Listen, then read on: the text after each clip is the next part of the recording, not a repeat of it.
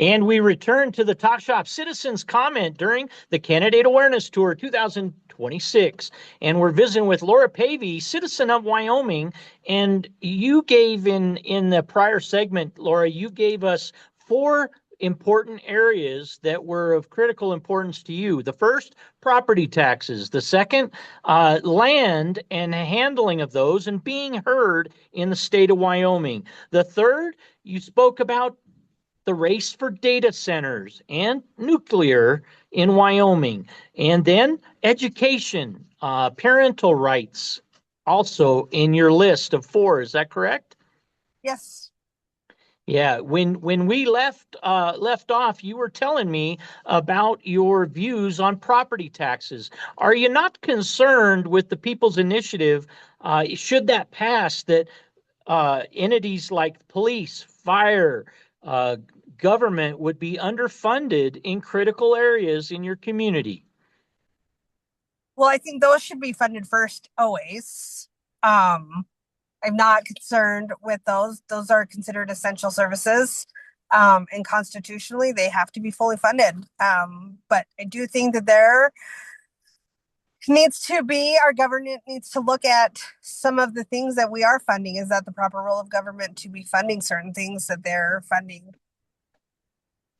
As a citizen of Wyoming, what areas do you specifically think could be looked at with specificity to save and provide more for you and your family with more money retained in your pocket?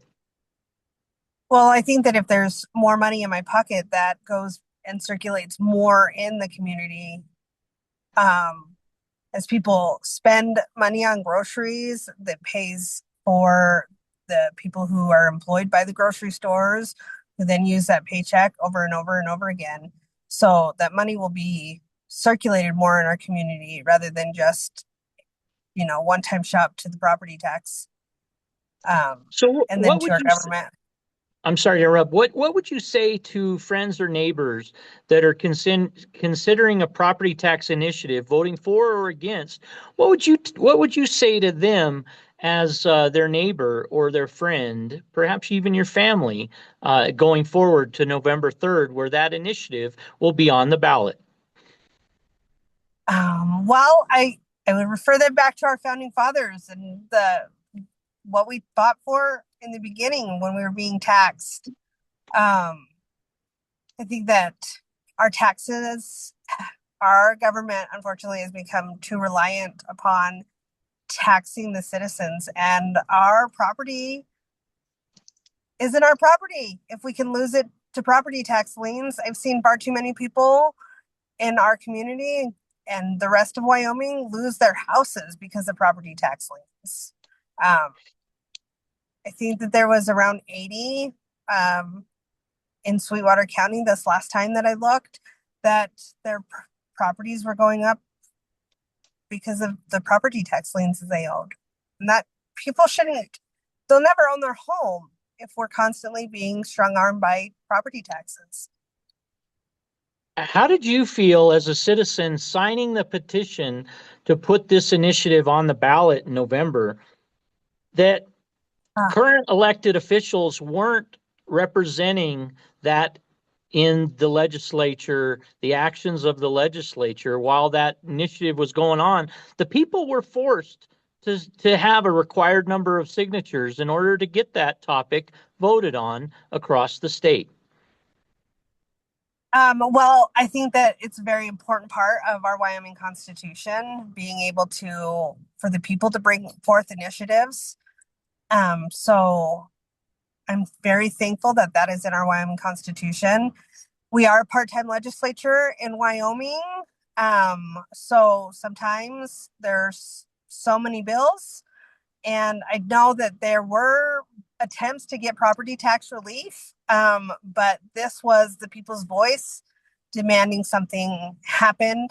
And they have been working on property tax relief in the legislature now, but I think that it's time for the people to be able to vote on it as a whole of the state. Does As that make you sense? Yeah, that does. And as you mentioned, public lands were also a topic that you wanted to visit on. Yeah. Tell us about that from your perspective. Um, so you hear a lot of public lands being sold off or not sold off. Um, my concern is with our public lands, what I've heard about like nuclear storage waste. Um, there was House Joint Resolution 3 that they say that those who voted yes in it don't support energy, but that one was, do we want to store nuclear waste in our state? And it was to put the vote to the people on our ballot on whether or not Wyomingites want to store nuclear waste. And I, for one, I don't want to be a waste facility for nuclear waste. I think that there's a corner crossing issue that they've been trying to work on. I think that Bien could get that. I think that he can bring people together and get some things accomplished when it comes to concerns about public lands right now. You talk about Brent Bien, candidate for governor in Wyoming this primary, seeking the Republican nomination. He faces uh, Kurt Blake of Centennial, Wyoming, Megan Degenfelder, and Eric Barlow in this Republican contest. Those opponents, what distinguishes Brent Bien for you in this election cycle that you have that confidence in Brent Bien going forward? He connects and listens to the people. I think that there's something um, amazing. There's nobody like Brent Bien. I met Brent Bien back in 2021 during COVID, and he has never not called me back. He's become somebody who will research. If you bring a situation up to that man, he will research it inside and out and find out where the inefficiencies lie and where the problem is and where the problem began. And I think that that's admirable because he doesn't just know the information because somebody's telling it to him. He knows it because he's dug into it himself. When I look at Barlow's voting record, I'm not impressed with it. And when I look at, unfortunately, what Megan has done as current superintendent of public instruction, nothing carries a ton of weight. I don't see her accomplishing the goals that she said that she did. And I have seen Brent launch a ballot initiative and follow it through and get it on the ballot. The guy works tirelessly for something that he believes in. And he never, there's no can't in his vocabulary. He sees the mission and follows it through to completion. And it's not just good enough. He makes sure that it's the best that it could possibly be in everything that he does. And watching him the last 5 years, I've seen that in everything that he does, in every step of the way. If he makes a promise, he'll drive all night to keep a promise. So I just have a lot of faith in him.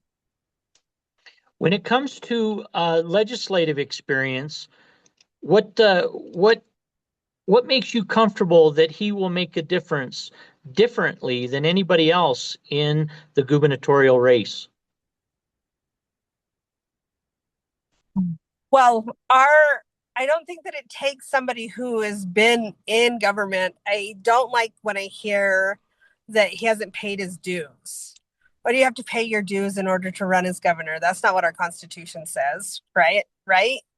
It takes hard work, understanding our Constitution, understanding the Wyoming Constitution, understanding the people. That's what makes a great governor. I don't think that I won't say I don't think, I know that a great governor doesn't have to be somebody who's been in the political realm forever. As you went on, you talked about the race for data centers and nuclear in Wyoming, and if you don't mind Talk talk a little bit about that specifically. Data centers. What's your thought? Are you for or against data centers in Wyoming? I wouldn't say that I'm for or against them. I would say that I think of the data center right now as like the gold rush. Every single state across the United States is pushing for data centers. And I think that Wyoming, we shouldn't just jump on the bandwagon. We should make sure that it's right for Wyoming and to make sure that there's a good plan in place and good protections in place when we bring it in, if we do. There just needs to be thought put into it. And I think that Brent will make sure that if data centers come to Wyoming, that there's a lot of thought and we have made sure that the concerns of the citizens are addressed and fail safes have been put into place. And with respect to your fourth topic, education and parental rights, what do you have with respect to that? I assume you are a parent, and I don't know of how many children, but talk about that and why that's of utmost importance to you in the consideration for the gubernatorial race. So I am a proud mom of three kids. I had one son go completely through the public education system. He went to college and struggled there for a little bit, even though he was a top student. I don't think that he was prepared for college through his public school years. I'm homeschooling my other two, and their well being was far more important to me than them being socialized in a public school setting. And I think that parents should have the right to be able to public school their child or homeschool their child. But I do think that parents need a seat at the table. I was at the grocery store this morning and just school's getting ready to start. And just walking in the grocery store this morning, there was two separate parents in the grocery store already having troubles with the schools. And school hasn't even started yet. And it's sad to me that we have entered a time when you hear more sadness when talking about public schools and kids going back to school than you do about loving our public school system. Brent will have, when elected governor, he'll have a role in public education because he'll be able to help direct our state. He'll help put people on the state board of education, and he really understands that children are struggling with their mental health. He wrote an article in Cowboy State Daily that I really appreciated. Kids are struggling academically. Our schools are not performing to the best of their ability. And it's not the teachers. He knows that teachers are great, but he sees the inefficiencies that are happening in education. And he's got a lot of points that I've listened to him talk about with ideas on how we can make our public education system better. Laura Pavey, our guest today on the Citizens Comment here on the Talk Shop. You, Laura, have expressed four topics. Have others come to your mind as we visited it? As you don't want to go without mentioning them as your important considerations for the governor's race or all state races in Wyoming. I think of when Brent talks about the state sale, how important that is. Agriculture. We need to help our growers. We need to quit strong arming them so that they can actually grow and make a profit on their businesses. He talks about their suicide rates, and that is very real. And he talks about our industries, our mining industries. He's talked about repealers that he'd like to see happen, like the carbon capture repealer. And I think that is extremely important because our industries will bring in revenue to the state and ease the burden on the taxpayer. And I know that I live in a mining town, a mining community, and it disheartens me to see how many layoffs come every single year when there's no need. Our mines should be flourishing, and they're not because of all the hoops that they've put on top of them. And I think that Brent will help come up with solutions in that area, and he has solutions. What makes Brent Bien different for you, perhaps, than any administrator serving in the gubernatorial capacity thus far in our history, perhaps, or not for a long while? He's the first governor that I've seen in a very long time. I'm going to get choked up on this one. That wants to be a steward of the people. He doesn't want to do it because it's some gain or a pin on his lapel or anything. He wants to do it because he wants to serve the people. Listening to him and watching him listen to the people, he truly wants to be a steward of Wyoming. He is not doing it for himself. He's doing it for the people. And I just think that that's what sets him apart. He's not doing it because it's a dream of his. He's doing it because he knows in his heart that this is what he's supposed to do. This is the path that he's supposed to be on. And he wants to help as many people as he can in Wyoming because he loves Wyoming so much. And he wants to see a change. Laura Pavey, you've been amazing. I appreciate you joining us. What did I'm you? so nervous. I've never done a Zoom like If you were to have any citizen in the state of Wyoming ask one question of the gubernatorial candidates, provided they showed up, what would that question be that you would recommend be asked to each and every candidate for Wyoming's governor? That's a big one. So there's something that I thought was really amazing about Chuck Gray, real quick. And it was that he gave me his personal phone number. Brent Bien did the same thing. He gave me his personal phone number and he answered the phone. He answers the phone. Will that governor answer the phone? Will they answer those emails? Or will they put it off on somebody else? And will they be accessible to the citizens and listen to the citizens above the associations? And so who will they listen to the most? That would be my question. When you're asking a governor, who will they listen to the most? Will it be the people, or will it be the people who are telling them to listen to the things that they're supposed to listen to? That topic alone usually brings up conversations about following the money. If you were to talk about the funding of each of the gubernatorial candidates from the 2026 primary election cycle, Brent Bien not on top. How do you feel about that? I love that. Because he isn't beholden to any money. He is, everybody who has given Brent a dime has done it because they wanted to, not because there was phone calls happening of asks and wants, and I need more money. Will you donate to my campaign? Everybody in Brent's campaign has been 100% grassroots.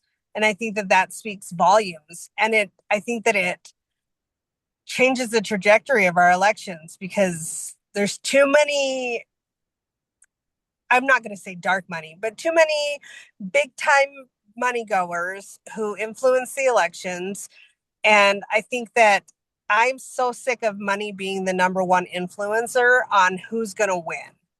I like to see the underdog win. When my friend ran, she was told she would need $80,000 to win. And she did it with a fraction of that because hard work is far more important than money every single time. Laura Pavey, anything else you'd like to add as we close this citizen's comment from you in the great state of Wyoming? Um, I just would ask our Wyoming people to lead with compassion. We've seen a lot of hate and a lot of nastiness going on, and that's not who we are. So I would say research, don't just look at the mailers, and be kind to one another, and take a beat, and not be angry at somebody for not voting for your candidate, because we live in Wyoming and we live in America, which makes it great that we get to pick our own candidate. So I guess it's not about the campaign. It's just more about being kind. I can't thank you enough for joining the talk shop. Your time, most valuable. The fact that you invested it with us here at the talk shop, most appreciated. Best wishes to you. Have you voted yet? No, I'm going tomorrow so that I can get my little sticker and take my kids in. I wait every year to go the day of the election. A traditionalist, election day only, huh? Yep. Yeah, well, Laura, most appreciate you. Thanks so much for joining us. This segment brought to you in part by Brent Bien for Wyoming Governor. We appreciate you joining us. Laura Pavey, you have any other comments, and otherwise we'll wave goodbye. Bye. God bless.